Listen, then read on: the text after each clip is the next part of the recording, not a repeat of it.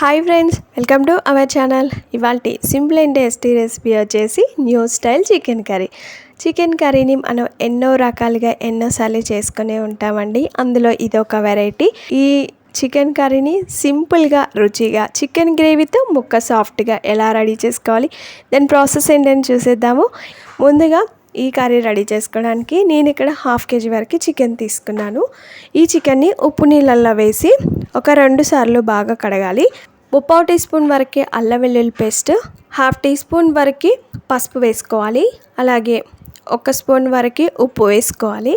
1.5 spoon వరకు కారం వేసుకోవాలి. 2 స్పూన్ల వరకు నూనె పోసి ఈ ఉప్పు కారం అల్లం వెల్లుల్లి పేస్ట్ అనేది ముక్కలు పట్టేలాగా బాగా కలుపుకోవాలి.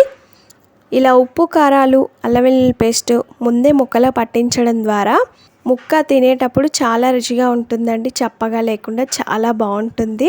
దీన్ని పక్కన పెట్టేద్దాం. ఇందులోకి మసాలా రెడీ చేసుకునే లోపల ఇది కొద్దిసేపు మ్యారినేట్ అయిపోతుంది. ఇప్పుడు స్టవ్ పైన ఒక ఫ్రై పాన్ పెట్టుకోవాలి.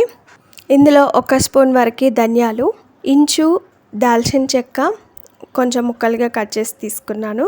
ఒక 4-5 లవంగాలు, ఒక 3 యాలకులు, 5-6 మిరియాలు, బిర్యానీ పువ్వు 1, అలాగే జాపత్రి కొంచెం అండి, ఎక్కువ తీసుకోవద్దు.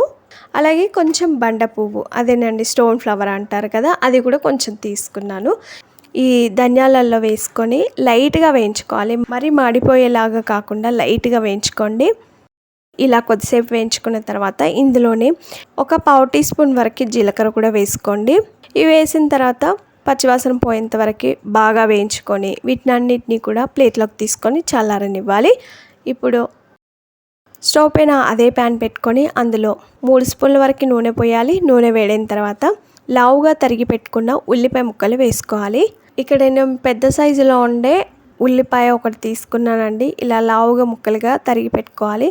ఇప్పుడు ఈ ఉల్లిపాయలు పచ్చివాసన పోయి కొంచెం కలర్ మారేంత వరకు వేయించుకోవాలి. కొద్దిసేపు అయిన తర్వాత చూడండి, అవి కొంచెం ఫ్రై అయిన తర్వాత ఉల్లిపాయలన్నీ కూడా లేయర్గా విడిపోయాయి. ఒక 5-6 జీడిపప్పు పలుకులను కూడా వేసుకొని వీటిని కూడా కొద్దిసేపు ఫ్రై చేసుకొని ఇప్పుడు ఇందులో బాగా పండిన ఒక 2 టమాటాలని పెద్ద సైజు ముక్కలుగా తరిగి ఇందులో వేసుకోవాలి. ఈ ఉల్లిపాయలు అలాగే టమాటా అనేది సాఫ్ట్గా అయ్యేంతవరకు ఫ్రై చేసుకోవాలి. కొద్దిసేపు అయిన తర్వాత చూడండి, టమాటా సాఫ్ట్గా ఉడికిపోయింది కదా. ఇలా వచ్చేంత వరకు ఫ్రై చేసుకున్న తర్వాత ఇప్పుడు వీటిని పక్కన పెట్టేద్దాం. ఈ ప్యాన్ తీసి పక్కన పెట్టేసి ఇప్పుడు స్టవ్ పైన వేరొక బాండి పెట్టుకోవాలి. ఇందులో కర్రీకి సరిపడా ఆయిల్ పోయాలి. నూనె వేడిన తర్వాత 1/4 టీ స్పూన్ వరకు జీలకర్ర, ఒక 2 యాలకులు, ఒక 2 బిర్యానీ ఆకులు, ఒక 2 పచ్చిమిర్చిని మధ్యలో కట్ చేసి వేసుకోవాలి.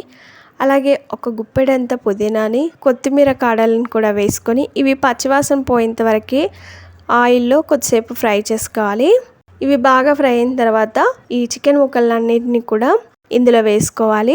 బాండీలో చికెన్ మొత్తం కూడా వేసిన తర్వాత ఒకసారి బాగా కలుపుకొని ఈ చికెన్ని బాగా ఫ్రై చేసుకోవాలి.